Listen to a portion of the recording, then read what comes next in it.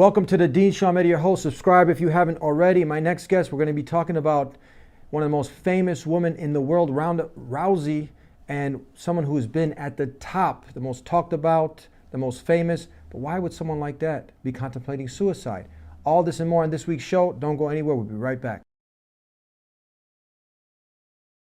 Assalamu alaikum. Peace be with you. Alaikum salam wa rahmatullah. Nadir, how you been? Alhamdulillah, very well, very well. You coming in from Wisconsin. Yes. Making a Murderer. Have you heard of the documentary? Documentary. Yes, with everybody's Stephen talking Avery. about. Yeah, Is he your neighbor? No, he's not. He's about an hour or so away. So, if he's my neighbor, then, the same as you guys are as well. Okay, so he's quite out there. How you been? What's new since the last time we met up? Well, there's a lot of stuff going on. I mean, we're in an election cycle, so that's obviously new and going on, and people are getting pounded with that daily. A lot of stuff going on across the country. Matter of fact, in Indiana, just hearing about the three Muslim brothers who were recently killed out there. Rahimahullah, may Allah have mercy on them. So a lot of different things going on, different hate crimes, a lot of things on that perspective, but also a lot of good things as well, with Canada welcoming with open arms different, refugees and really setting an example of love for people. So, alhamdulillah, praise to Allah, a lot of things are happening. It just depends on what we choose to focus on. Now that was in Fort Wayne, Indiana. That was the three young men who got killed execution style. Was that what? Correct. Yes. Yeah. Has any new developments on that? Did they catch anybody? I haven't really seen. I mean, it hasn't been well publicized throughout the media, so I haven't seen much updates regarding it. Yeah. And we're starting to see that. I mean, this is something that's on the rise. Obviously, do you think have they seen that this has anything to do with being a hate crime? Would you are they going in that direction? Well, it's funny because with my experiences, America has a love-hate relationship with what they want to consider a hate crime, just like what they would like to consider terrorism.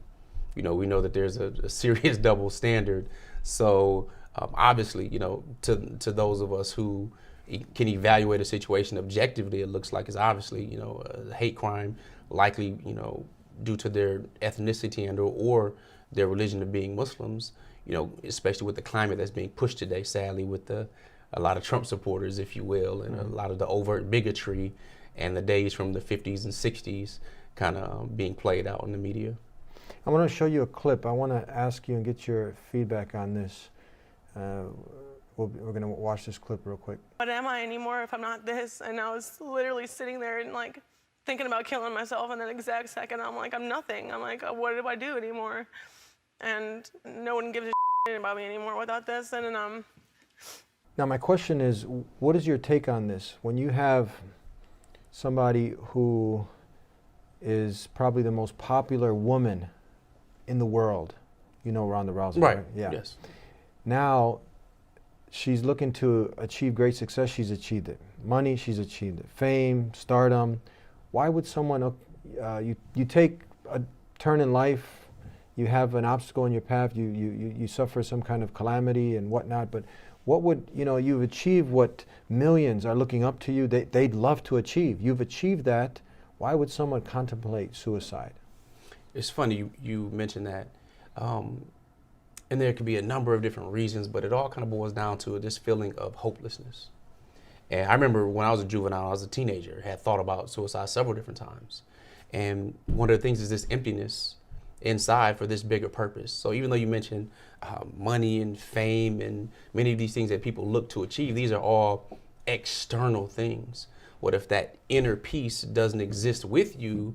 Then you're still missing something. And we know that's the biggest piece of the puzzle to your life's happiness, is having that inner peace where you actually generate that peace, you generate that love, you generate based upon the knowledge that something is bigger and you're moving in that direction. Of course, we found that with Islam.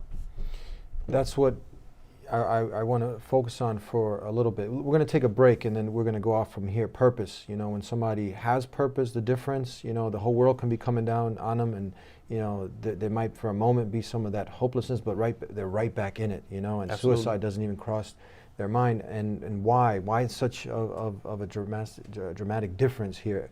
We have a lot to talk about. We're going to be talking more about this clip of Ronda Rousey when we come back. Don't go anywhere. Islam says love all mankind. That's why we're sharing this message, because we want the best for you and we want the best for all mankind. I want to be here every Friday. God willing, inshallah, subscribe right now and enjoy all of the content that we're going to be putting out for you. Thank you. Peace be with you. Assalamu alaikum. Back here on the Dean Show, and we just saw that clip with what would probably be, with no exaggerating, probably one of the most popular women. I don't know if she still is, but she was definitely Right. Ronda Rousey. Is that correct? Right at the top of her career. She's in movies. It was, I think, Fast and Furious, and then she was a lot of endorsements. Not just the talk of the town, but talk of the world. Really. Yeah, absolutely. Maybe not in the Muslim world, but She was in Dubai. Who knows? oh, she was. Okay, so all over the world. But now you have someone who's achieved that, and people look up to her. And people, the reason, a lot of times, okay, we'll bring up a certain celebrity, a certain star, because people shoot to be like them. Right. And now when we see someone who's achieved the greatest height of stardom, of fame, of money, prestige, this person at the end is thinking suicide. Right. Well, similar to Robin Williams, who took his life last year. I mean, made dozens or possibly hundreds of movies, was famous for decades, had all the money, all these things that people look towards, but sadly they're looking towards something that's external. I remember first coming across Islam and not wanting to have any parts of it. I saw it from the outside. I had a perspective of it, but I was raised Christian, so I wasn't really interested in it. But the second time I came across, I was facing challenges in my life, and my religion at the time, being Christian, wasn't satisfying that. So I had that hopelessness, but I was open to something, and to look at people and stories that we have. Even Christians would have in their Bible, we have the story of Yusuf, or Prophet Joseph, who was locked away, for false allegation, but he was still locked up and still had an inner peace. Or you had the story of Jonah, or Ayub, if you will, who was in the belly of a fish, hopeless, but still praying out to his Lord. And these people who went through drastic situations and circumstances, many times we don't recognize that it's these circumstances and challenges that shape us. When we look at metal and what metalsmiths and metallurgists have to go through to really create iron or different swords or different things that are strong, they have to go through the fire and really have to be cleaned and fill it in order to come out the other side. Mm-hmm. So when looking at Ronda Rousey, having all this stuff, it's just like having many other celebrities, whether they look to fill their void or their gap with alcohol or different drugs or different addictions. Some people have that hopelessness and look at, might as well end it all, only because they have this false conception thinking that, well, I'm just going to go to dirt, or I'll just go to sleep, as though there's nothing after this life. And that feeling really gets pushed a lot by what we see in front of us every day. When people say, are you successful or successful? Generally, they're talking about financial success. So they're looking at the things and the materials that it can buy you, as opposed to, are you successful with your health? Are you successful with your mental stability? Are you successful in understanding your purpose? Mm-hmm. And the bigger picture of things, because we're all going to die. We're all going to die. We all have questions about what's going to happen after this life. But having the proper answers to those questions is what separates those who know, obviously, and those who don't know, for those who have hope and those who are hopeless. Isn't that what should be the fundamental question for every human being? Where did I come from? Why am I here? Where am I going when I die? I remember having it in second grade. I asked my teacher, Miss Worley at the time, because she was doing a class and I was raised in Christian school. And I remember just sitting there, what was before this? Before my parents gave birth to me, how was the universe? It was obviously still going on. And I'm like 7 years old at the time, and asked that question, like, why am I here? What's the purpose? What am I supposed to do? Because there was a time when I wasn't here. And of course, what's coming? So those three questions, I remember beginning asking myself in second grade. Of course, I didn't get the answer until I was a teenager and then discovered Islam. But without those, there's an emptiness. It's like a puzzle. And this is that heart of the puzzle. And at least that's how I feel. And many people that I know that have accepted Islam or that come to it understand the peace, the inner peace that comes with it, because no matter all of the other things, they're just things. They're things that stimulate you visually or your senses, but what is it that it does for your heart? Mm-hmm. That's a major question that many celebrities can't answer. Would you say unfortunately. you're only as strong as what you actually you live for? You live for this human being. Let's say you're in a relationship, and then that relationship comes to an end. Crushing. People end up wanting to kill themselves. There's all hope is lost. You have a certain position. You have a certain amount of money. People jumping off buildings because they've lost. Let's say they had a billion. Yeah. They lost a few million of that. Let's say 50% of it. They still got another 500 million. And these are true stories. People, I mean, jumping off buildings Yeah. because of this. Well, recently, it's funny because I think it was maybe 3-4 days ago when an executive from Oklahoma, an oil exec who was big for shale oil and really bringing shale oil about, and was with the Oklahoma City Thunder. He was instrumental in that, owned up maybe 20% of the team. He just recently killed himself. He was charged by the Department of Justice with fraud, okay, and doing leases, oil leases and stuff like that in Oklahoma. Took his car or SUV, ran it right into a wall, and killed himself the day after he was actually charged. You know, this feeling of hopelessness or being exposed as a fraud, not knowing that there's something after this life. And again, you know, I'm grateful to be able to have found that within Islam that answers all of these questions and gives you something to look forward to, and much more so something to work towards in this life to prepare for the one to come. And the statistics don't lie. If you look at the countries where people have gone the furthest away from belief in the Creator, these are places they have the most suicide rates. Right. And this tells you something. I mean, this tells you when a human being's not, I mean, obviously living what you've been created to live for, there's always going to be that void. Indeed. It's funny because PBS just recently did, I don't remember the name of the show, but there was a study that talked about people that believe in God or a higher power not only have more peaceful lives in and of themselves, but they live more purposeful lives. So they give more in charity. No matter how much they earn, it's usually those who earn little that give more because they give a larger percentage. But because they're looking towards something, no matter what the religion, but knowing that there's a God and something bigger allows them to live better and have more hope. And I remember a quote when one of my mentors told me, said, you know, when there's no faith in the future, then there's no hope in the present. We're going to go ahead and continue on this topic about purpose. We were talking about, we took off Ronda Rousey, an example of someone who's made it to the top. Right. And we want to give her some hope.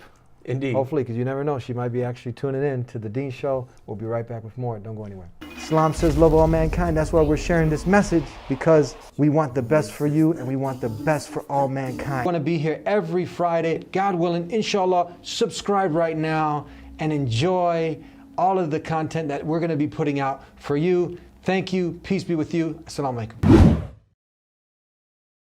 Welcome back to The Dean Show. And we kind of went in this direction after watching the clip of Ronda Rousey, who was at the pinnacle of her career. She suffered a defeat, probably never saw that coming, right?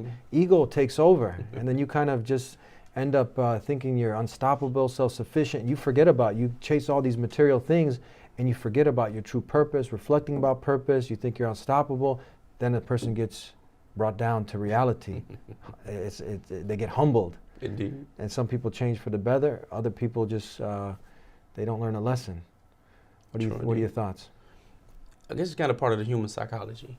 Sometimes we get built up so much that we create an alter ego. When you look at the story of Pharaoh in Egypt, calling himself a god, knowing obviously that he wasn't, but building himself up and having those people around you that don't remind you of the good or remind you of your ultimate demise, whether it be Michael Jordan being the greatest basketball player of all time, or you have a young Mike Tyson, or you have Muhammad Ali.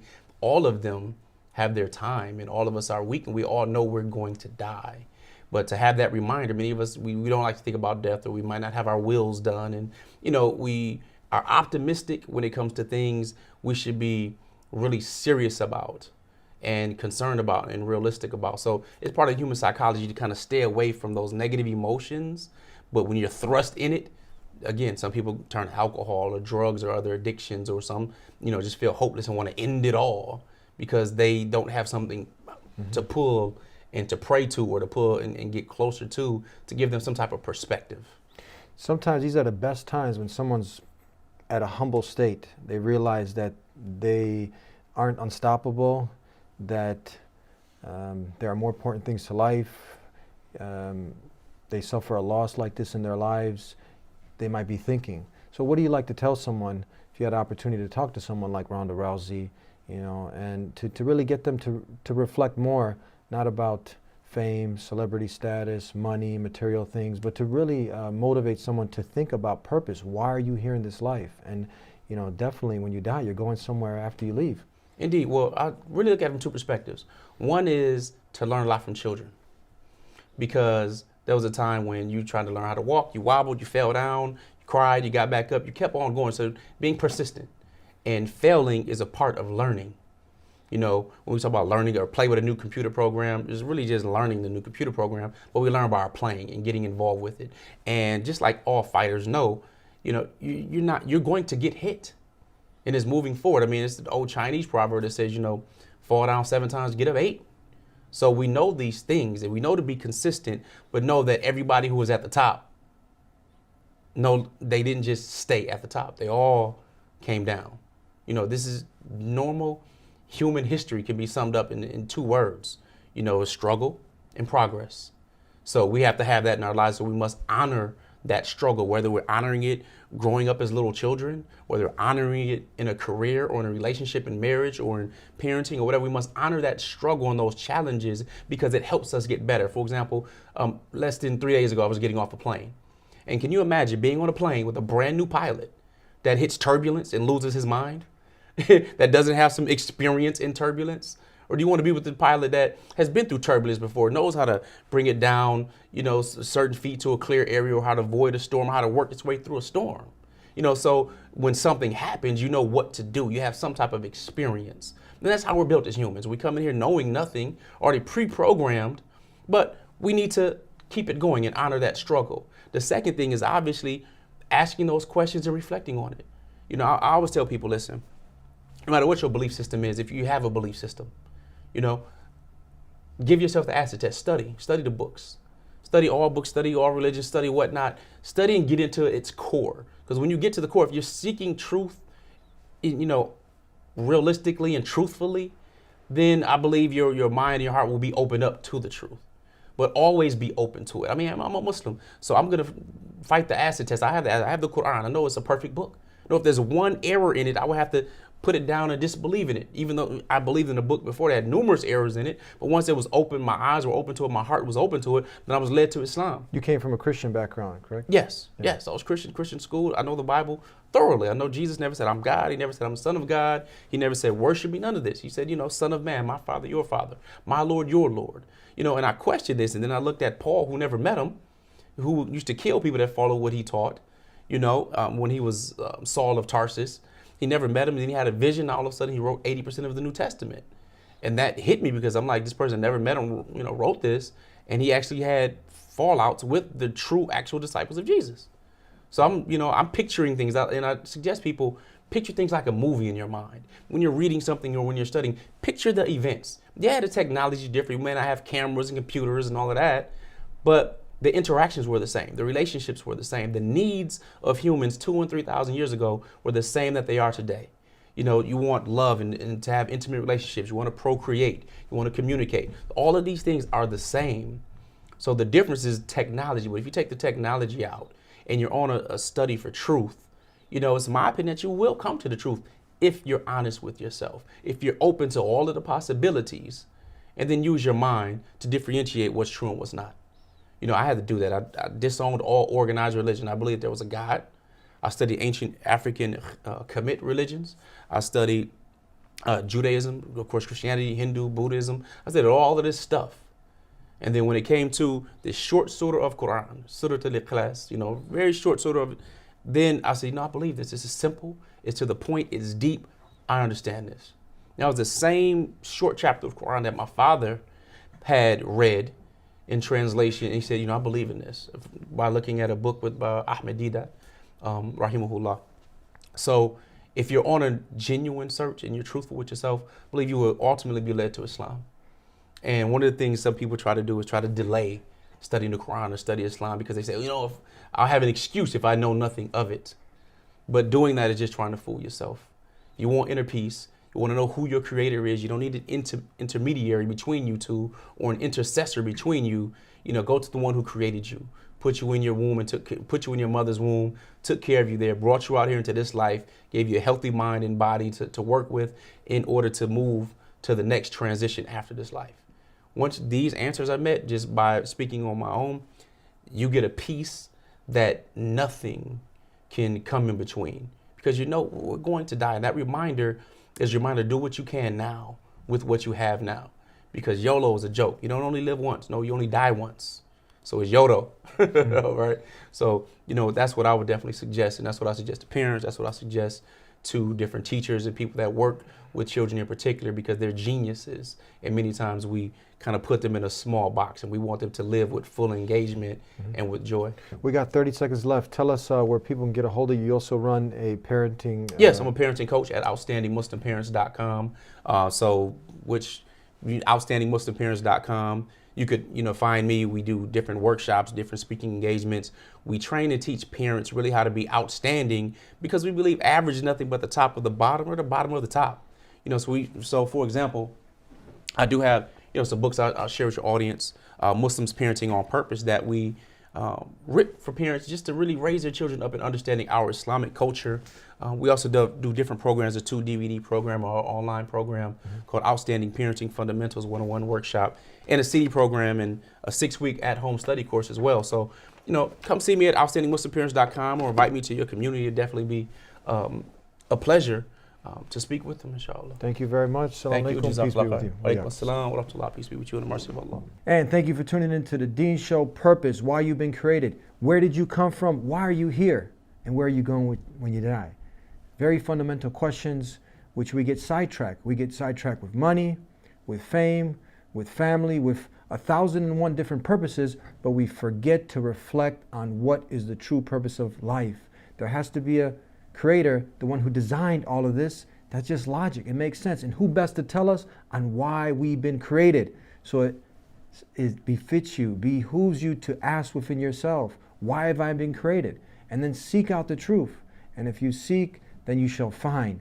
But if you're seeking to find that happiness in money and fame and power, it's never going to happen. And then at the end, you're going to end up losing hope. And you can see an example from our sister in humanity, the road that someone takes. But there's always hope. If she's tuning in, now's the time to make a change for the better. And hopefully, God willing, it can be made clear, as it has been for many who have sought to know. And we'll see you next time. Subscribe if you haven't already. Until then, peace be with you. Assalamu alaikum. Islam says love all mankind. That's why we're sharing this message, because we want the best for you and we want the best for all mankind. We'll see you next time, God willing, on The Dean Show. Continue to tune in. Peace be unto you. Please subscribe to The Dean Show. Follow us on our official Facebook and Twitter pages in the links below. Please also help support The Dean Show by making a donation in the link below.